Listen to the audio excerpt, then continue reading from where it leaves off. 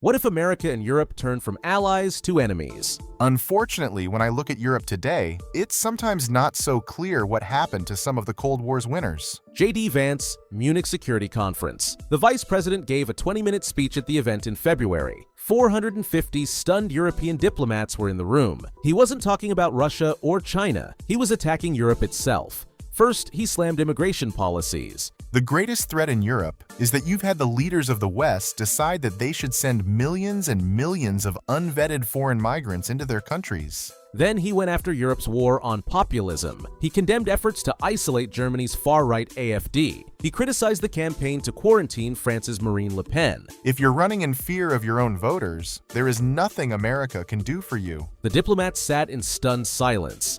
This wasn't supposed to happen between 80-year NATO allies. Just 4 days later, tensions grew worse. Secretary of State Marco Rubio flew to Saudi Arabia. He met with Russian negotiators to discuss ending the war in Ukraine. Ukraine wasn't even invited to talks about its own future. Then President Trump delivered the final blow.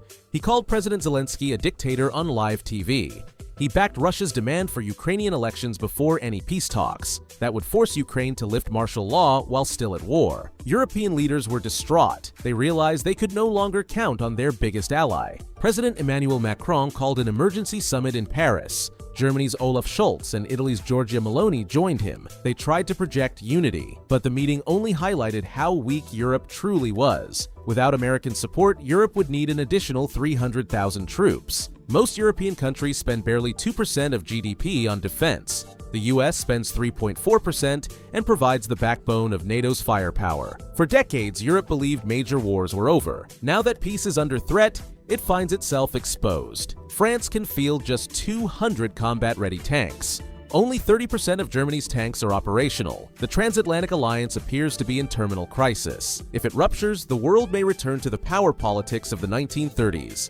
That means diplomacy will take a backseat to force. Great powers will settle disputes by force, not through negotiations. Small nations like the Baltics will become bargaining chips.